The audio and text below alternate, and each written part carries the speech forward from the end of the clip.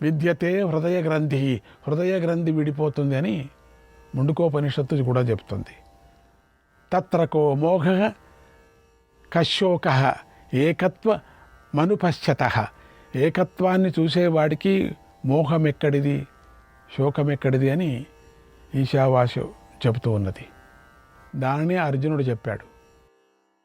ఇక ఇప్పుడు సందేహం తొలగి నువ్వు శాసించినట్టుగా నడుచుకోవటానికి సిద్ధంగా ఉన్నాను, నువ్వు చెప్పినట్టు చేస్తాను, అంటే నీ అనుగ్రహం వల్ల నేను కృతార్థుడిని అయ్యాను, ఇక నాకు చేయవలసింది ఏదీ లేదు అని అర్జునుడు అన్నాడు.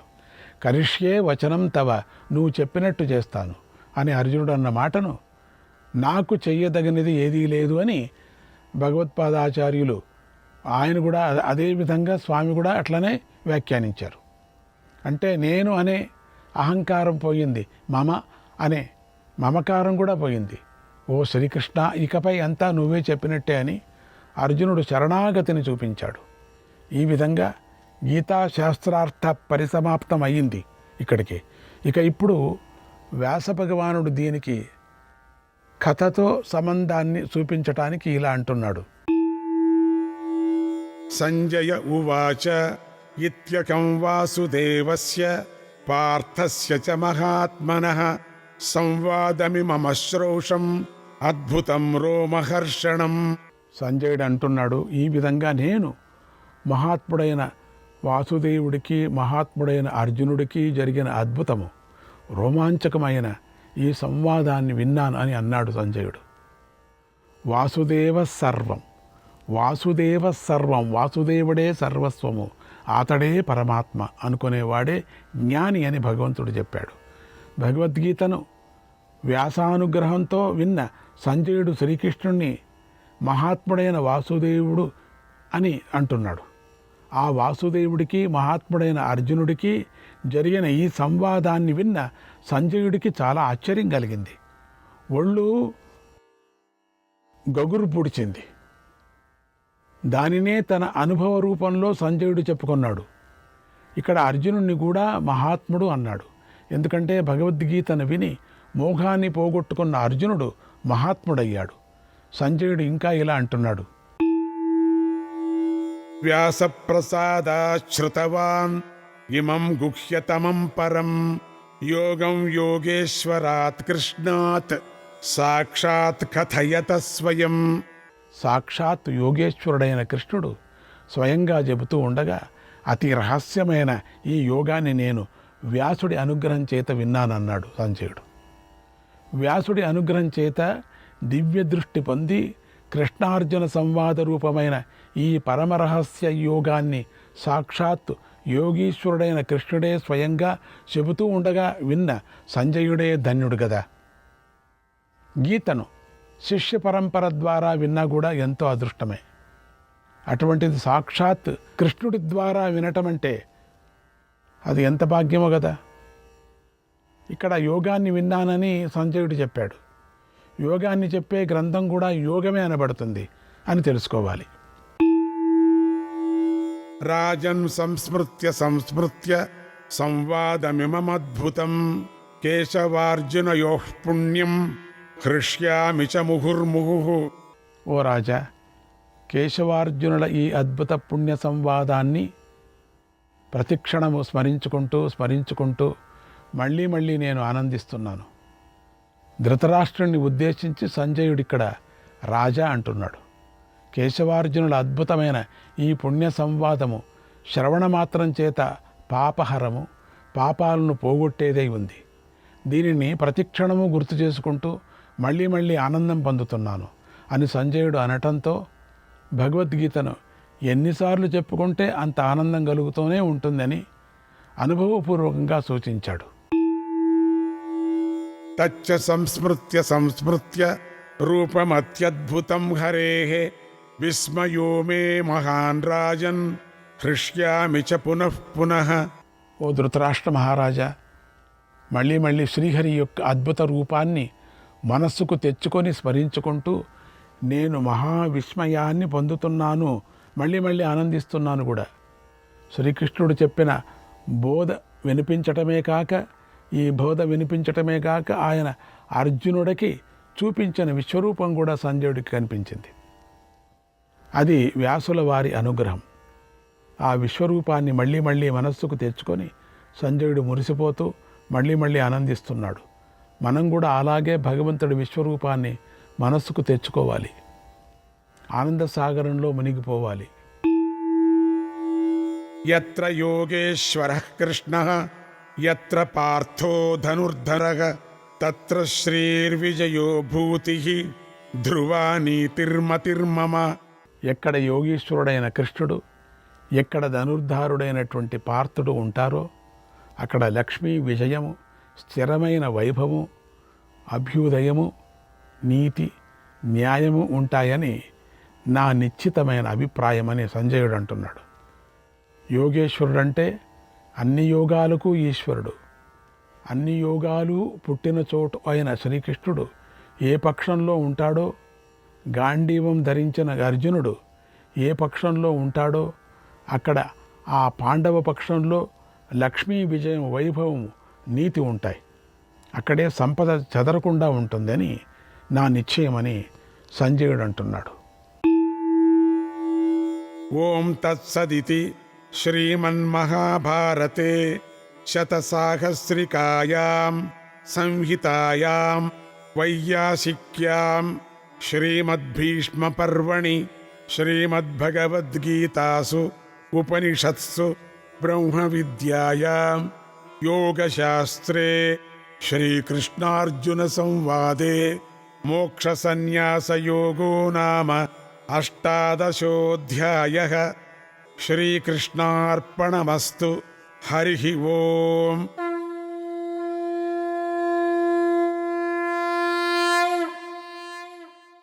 అష్టాదశాధ్యాయ మహిమ.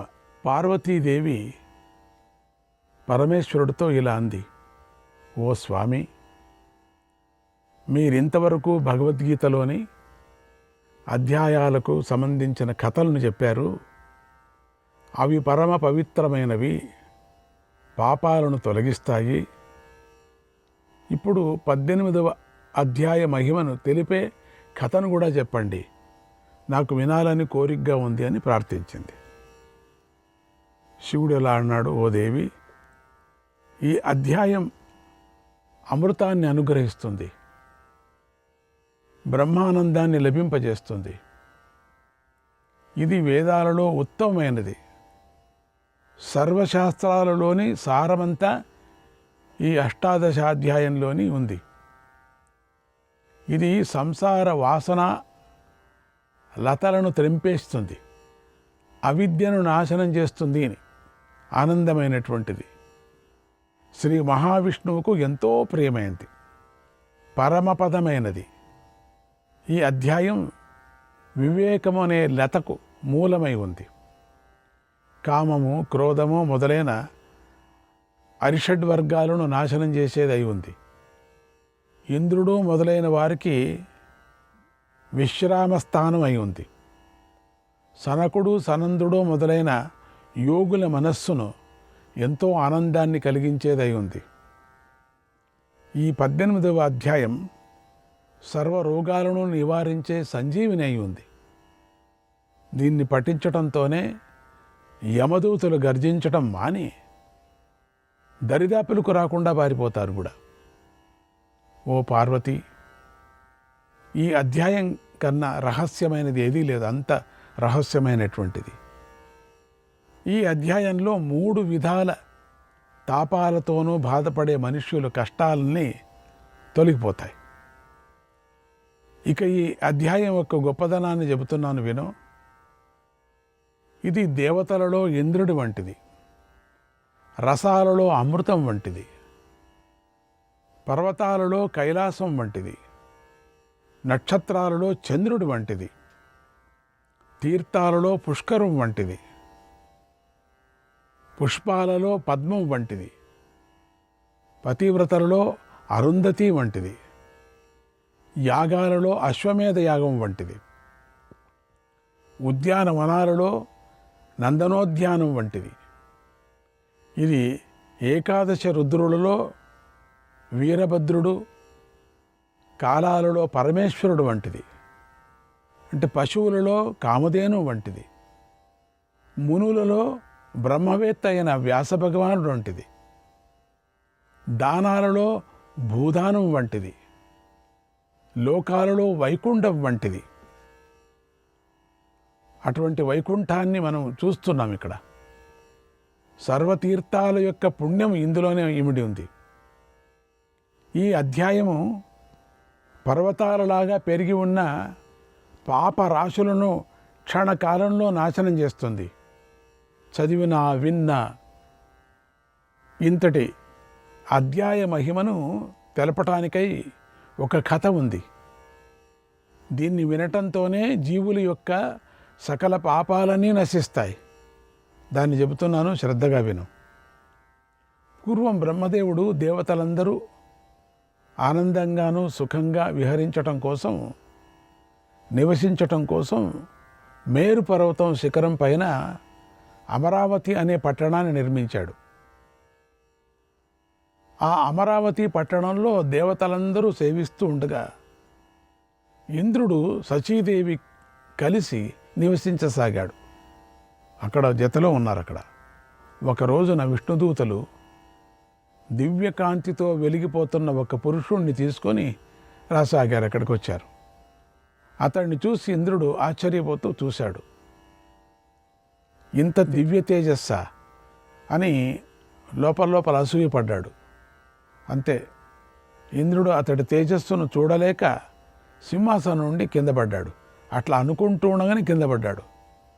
వెంటనే ఇంద్రుడు పదవిని కోల్పోయాడు కూడా. అప్పుడు దేవతలు విష్ణుదూతలు కలిసి ఆ దివ్య పురుషుణ్ణి ఇంద్రుణ్ణి చేశారు. వచ్చినటువంటి వాడినే ఇంద్రుణ్ణి చేశారు. ఇంద్ర సింహాసనం కూర్చోబెట్టి స్వర్గలోకానికి రాజును చేశారు. అప్పుడు ఆ కొత్త ఇంద్రుణ్ణి చూసి దేవతాశ్రీలు చక్కగా గానం చేశారు, రత్నహారాలు ఇచ్చారు. ఋషులు వేదమంత్రాలతో ఆయనను ఆశీర్వదించారు. రంభా మొదలైన అప్సరసలు చక్కగా నృత్యం చేశారు. గంధర్వులు చక్కగా పాడారు. కొత్త ఇంద్రుడు భోగాలన్నిటినీ చక్కగా అనుభవించసాగాడు. ఈ వింతను చూసి పదవిని కోల్పోయి పాత ఇంద్రుడు చాలా చింతించాడు. ఇదేంటిది ఇట్లయిపోయింది నాకు అని మనసులో బాధపడుతూ ఇట్లా ఆలోచించాడు. ఆహా, ఇతడు అదృష్టమే అదృష్టం, ఇతడు భాగ్యమే భాగ్యం. ఇంత అదృష్టం పట్టడానికి ఇతడే పుణ్యం చేశాడో ఏమి తెలియటం లేదే. ఇతడి జీవితాన్ని బాగా పరీక్షించి చూస్తే మాత్రం నాలాగా ఇతడు ఏ మంచి పని చేయలేదు అని మాత్రం తెలుస్తుంది. నేనంతా పరీక్ష చేశాను, కానీ ఏమి మంచి పని చేయలేదే. ఎట్లా వీడికి వచ్చింది? ఇతడు నాలాగా 100 యజ్ఞాలు చేయలేదే. ప్రయాణంలో బాటసారులకు సుఖం కలగటానికి రహదారులు ప్రక్కలో చెట్లను నాటించలేదే. బావులను త్రవ్వించలేదే. ఆకలితో బాధపడే వారికి కొద్దిగా కూడా అన్నం పెట్టలేదే. ఎక్కడ కూడా ధర్మసత్రాలు కట్టించలేదే. తీర్థయాత్రలు చేయలేదే. నదులలో స్నానాలు చేయలేదే. అటువంటి ఇతడు ఇంద్రుడు ఎలా అయిపోయాడు? దీనివల్ల ఇతడికి ఎంత అదృష్టం లభించింది అని తీవ్రంగా ఆలోచించాడు. చాలా కష్టపడ్డాడు. అస్సలు నాలాగా ఏమీ చేయలేదే, ఎట్లా వచ్చింది?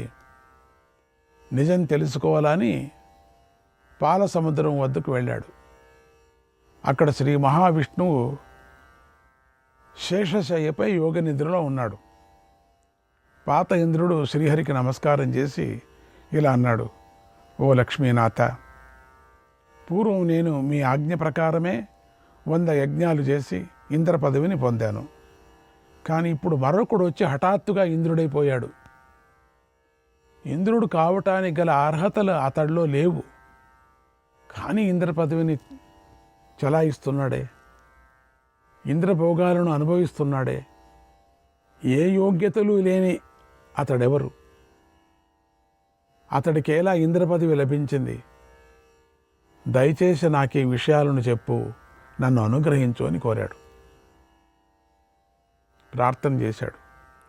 అప్పుడు శ్రీ మహావిష్ణువు ఇలా చెప్పాడు: ఓ ఇంద్ర, అతడి విషయంలో నువ్వు పరిశీలించిందంతా నిజమంతా చూశావు.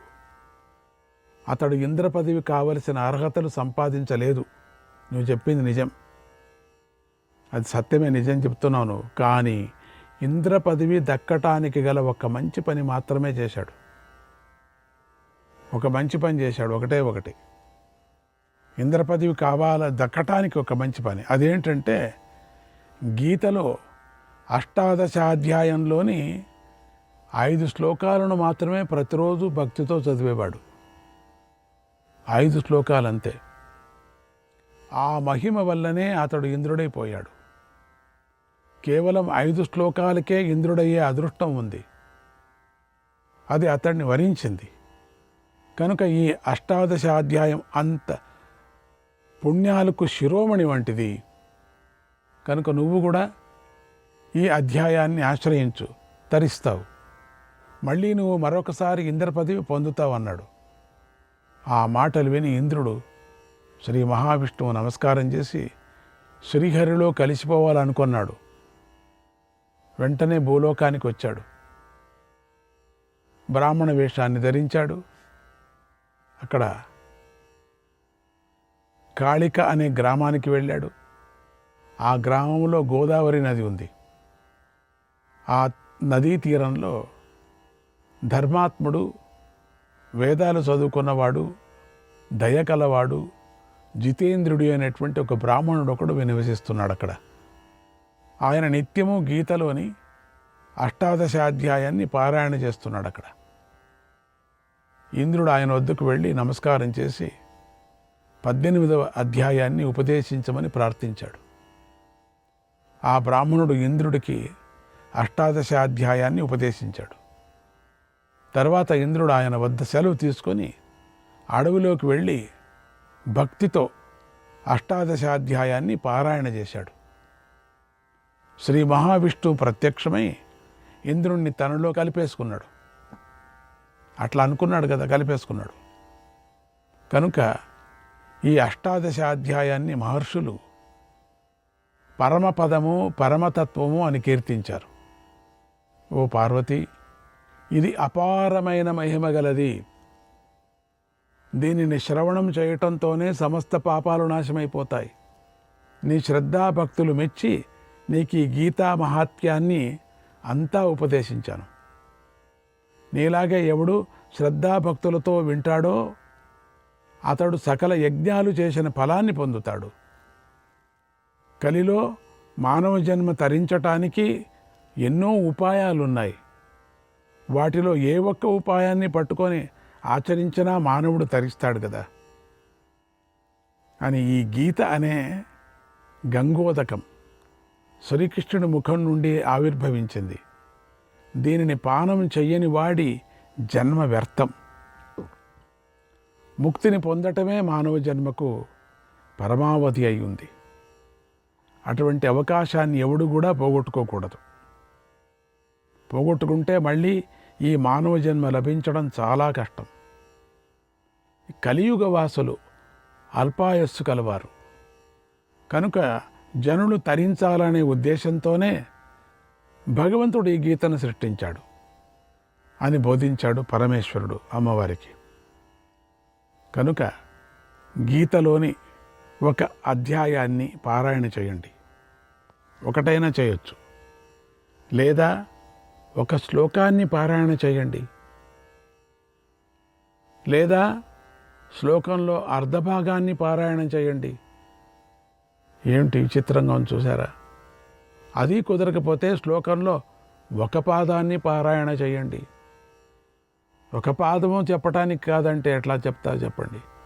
ఇలా గీతను భక్తితో పారాయణం చేసిన మనుష్యుడు ఉత్తమ గతిని పొందుతాడని భగవంతుడే చెప్పాడు. గీతా పారాయణకు మించిన సాధన ఏదీ లేదు. కలి ప్రజలు తరించటానికి గీతా పారాయణమే సంజీవిని వంటిది. కనుక గీతను పట్టుకోండి. శ్రీకృష్ణాయ పరమాత్మనే నమః.